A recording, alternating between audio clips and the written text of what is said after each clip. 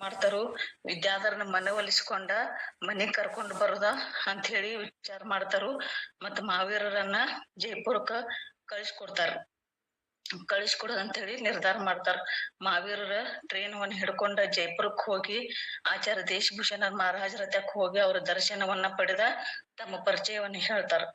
ಆಗ ಮಹಾರಾಜರು ಹೇಳ್ತಾರು, ನಿಮ್ಮ ತಮ್ಮ ವಿದ್ಯಾಧರ ನಿಜವಾಗಲೂ ವಿದ್ಯಾಧರನೇ ಆಗಿದ. ಬಂದಾಗಿನಿಂದ ನೋಡ್ಕದೇನ ಅವ್ರನ್ನ, ಅವನ ಮನಸ್ಸಿಗೆ ಮೀರದ ಜ್ಞಾನ ಐತಿ, ವಿನಯ ಐತಿ, ಸೇವಾ ಭಾವ ಐತಿ. ಅವನಿಗೆ ಏನ್ ಹೇಳ್ಬೇಕು ಹೇಳಕ್ ಹತ್ತಂಗಿಲ್ಲ, ಎಲ್ಲಾ ತಾನಾಗಿಯೇ ತನ್ನ ಕೆಲಸವನ್ನೆಲ್ಲಾ ಮಾಡ್ತಾನ. ಇವನ ನಿಜವಾದ ಮೋಕ್ಷ ಮಾರ್ಗಿ ಆಗ್ತ. ಇಷ್ಟ ಸಣ್ಣ ವಯಸ್ಸಿನೊಳಗ ಇಷ್ಟೊಂದು ಸಂಸಾರದಿಂದ ವಿರಕ್ತಿಯನ್ನ ಹೊಂದಿದ. ಇಂತದ ನೋಡಕ್ ಅಪರೂಪಕ್ಕ ಸಿಗ್ತೈತಿ. 2 ದಿನಗಳಿಂದ ಬ್ರಹ್ಮಚರ್ಯ ವ್ರತ ಕೊಡ್ಬೇಕಂತೇಳಿ ಹಠ ಹಿಡ್ಕೊಂಡ ಆಹಾರವನ್ನು ಕೂಡ ಸ್ವೀಕರಿಸಿಲ್ಲ ಅವನ. ಇಷ್ಟಾಗಿ ನೀವು ಕುಟುಂಬದವ್ರ ಅವನನ್ನ ಮನವೊಲಿಸ್ಕೊಂಡು ಕರ್ಕೊಂಡ್ ಹೋಗೋರಿದ್ರ ಹೋಗ್ರಿ, ಕೇಳಿ ನೋಡ್ರಿ ಏನಂತಾರ ಅಂತ ಹೇಳಿ ಮಹಾರಾಜರು ಹೇಳ್ತಾರ ಮಹಾವೀರಜಿ ಅವ್ರಿಗೆ. ಮಹಾವೀರರ ವಿದ್ಯಾಧರನ ಹತ್ರಕ್ ಹೋಗ್ತಾರು. ನಿನ್ನ ಮನಸ್ಥಿತಿ ನಮಗ ಎಲ್ಲಾ ಗೊತ್ತೈತಿ ವಿದ್ಯಾಧರ. ಮಾರುತಿ ಎಲ್ಲಾ ನಮಗ ವಿವರಿಸಿ ಹೇಳಿದ. ನೀ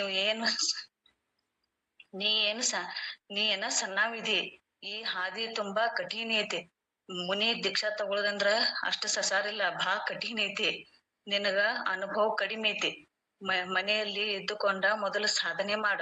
ನಿನಗ ನಾವ ಯಾವ್ದು ತರದಿಂದ ಅಡ್ಡಿ ಪಡಿಸಂಗಿಲ್ಲ ಅಂತ ಹೇಳಿ ನಾ ಮಾತು ಕೊಡ್ತೇನೆ ನಿನಗ. ಕೆಲ ತಿಂಗಳ ಅಥವಾ ವರ್ಷದ ನಂತರ ನಿರ್ಧಾರ ತಗೋಕೆ ಆಚಾರ್ಯಗಳ ಅಪ್ಪಣೆಯನ್ನು ಪಡೆದ ಮನಿಗ್ ಹೋಗುನು ನಡಿ. ಮನೆಯಲ್ಲಿ ಎಲ್ಲಾರು ಚಿಂತೆ ಮಾಡ್ಕದಾರ. ಮನಿ ವಾತಾವರಣ ಎಲ್ಲಾ ಶೋಕದ ವಾತಾವರಣ ಆಗೈತಿ. ಒಮ್ಮೆ ಎಲ್ಲಾರ್ಗು ಭೇಟಿ ಆಗಿಕ್ಕೆ ಬಾ ಅಂತ ಹೇಳಿ ಮಹಾವೀರವ್ರು ಹೇಳ್ತಾರ.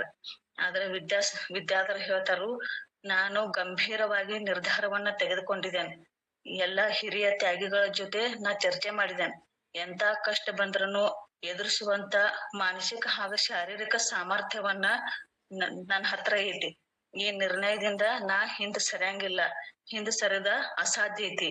ನೀವೆಲ್ರೂ ಅನುಮತಿ ಕೊಡ್ರಿ ಅಥವಾ ಬಿಡ್ರಿ, ನನ್ನ ನಿರ್ಧಾರವನ್ನ ನಾ ಬದಲಾಯಿಸಂಗಿಲ್ಲ.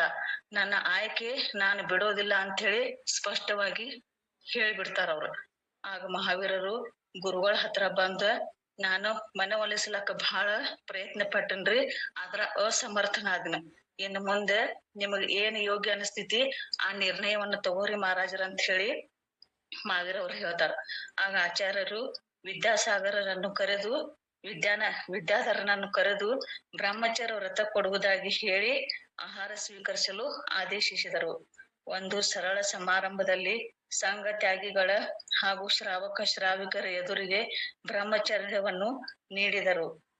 ಮಹಾವೀರರು ನಿರಾಶೆಯಿಂದ ಮನೆಯನ್ನು ತಲುಪಿದರು. ಅಂದಿನ ಆ ಮೊಳಕೆ ಇಂದಿನ ಜೈನ ಧರ್ಮದ ಹೆಮ್ಮೆಯ ಮರವಾಗಿದೆ. ಇಷ್ಟು ಹೇಳಿ ನನ್ನ ಮಾತುಗಳನ್ನು ಮುಗಿಸುತ್ತೇನೆ. ಎಲ್ಲರೂ ಬ್ರಹ್ಮಚಾರಿಗಳಿಗೆ ವಂದನ ಹಾಗೂ ಎಲ್ಲರಿಗೂ ಜೈ ಜಿನೇಂದ್ರಗಳು.